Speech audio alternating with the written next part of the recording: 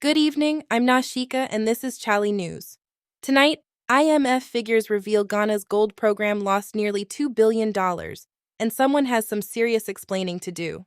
The Cedi looks stronger, but economists say don't be fooled. A Ghanaian woman returned from Iraq with horror stories of beatings and starvation. And Stonebwoy just made history at Wembley. Let's get into it. Start here. The IMF says Ghana's domestic gold purchase program, GoldBod, lost over $1.7 billion in 2025. That's not a rounding error. That's more than 8 times the $214 million the government previously disclosed. Minority Leader Afenyo Markin is already warning this is a very big scandal awaiting us. GoldBod and the Finance Ministry, silent. Full breakdown on chale.news. On the oral prosecutions, the AG says every case is watertight and denies political motivation, but none of it matters right now because the Supreme Court's ruling on August 20th will decide whether those cases can even be heard. A vacation injunction could freeze the entire process. Watch that date. The Galamsey fight just changed tactics. President Mahama has scrapped the clear and withdraw approach. Soldiers will now permanently occupy cleared forest reserves. He admitted during his Upper East tour that handing land back to the Forestry Commission simply wasn't working. How many troops, how much it costs, we still don't know. Tanker drivers across 4 regions are on a 3-day strike starting today. The issue, fuel meters at BOST's Kumasi depot that record shortfalls the drivers have to pay for, even after joint tests with the NPA found no evidence of actual siphoning. If this drags on, fuel supply gets tight. The Cedi is sitting around 11.30 Ghanaian cedis after breaching 12 Ghanaian cedis, and yes, that feels like relief. But here's the catch. That recovery rests almost entirely on the Bank of Ghana pumping over $8.2 billion in forex support into the market. Stronger Cedi, yes. Stronger economy? Economists say that's a different question entirely. Ghana's only aluminium smelter is in trouble. The lands minister says VALCO is bleeding and needs a strategic investor, though no names or timeline have been given. VALCO's own board disputes how bad things are. That tension alone tells you something. Ghana's Foreign Minister Ablakwa sat down with Russia's Lavrov in Moscow today. Lavrov praised Nkrumah and Kofi Annan. No agreements were announced. Diplomatic symbolism, for now, but worth watching where this goes. Ghana cut maternal deaths by 75% between 2000 and 2023's, from 943 to 234 deaths per 100,000 live births.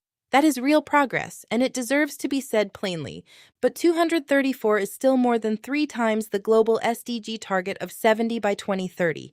And Otumfuo said publicly this week that the current toll is unacceptable. Both things are true at once. GTEC has given vice-chancellors 48 hours to name any senior university administrator still refusing to return to work.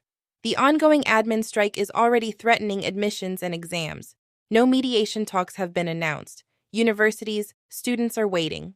This one is alarming. The FDA seized a truckload of bottled water and soft drinks, mud-soaked from flooding, that traders had secretly moved to a private home in Bubiashi to wash and repackage for resale. A Kainchi shop owner was arrested too.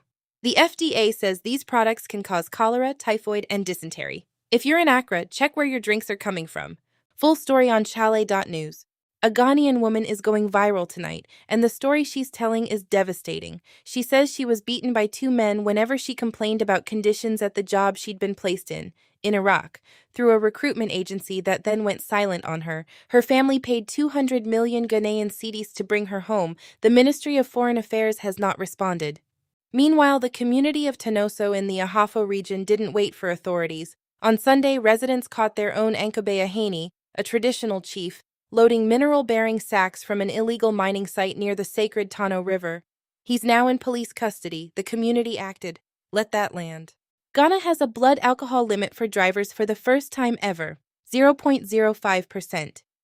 New traffic rules also require child restraints for under 12s and towing coverage for broken-down vehicles. If you drive, this is now the law. The Black Princesses are going to Poland. Captain Linda Owusu Ansah, down a player trailing 1-0 in Kampala, curled in a free kick from near the corner flag to send Ghana to the FIFA U20 Women's World Cup for the 8th consecutive time, 8 straight, and her response to a brutal group draw with France, Ecuador, and Korea Republic? We always love challenges. So do we, Linda. And Chale Stonebwoy headlined OVO Arena Wembley on Friday night, first Ghanaian artist ever to do it. Tiwa Savage, Pataranking, Samini were all in the building, and at one point Stonebwoy freestyled directly at Tiwa Savage as she danced beside him. The internet hasn't recovered, neither have we. That's your August 17th evening digest.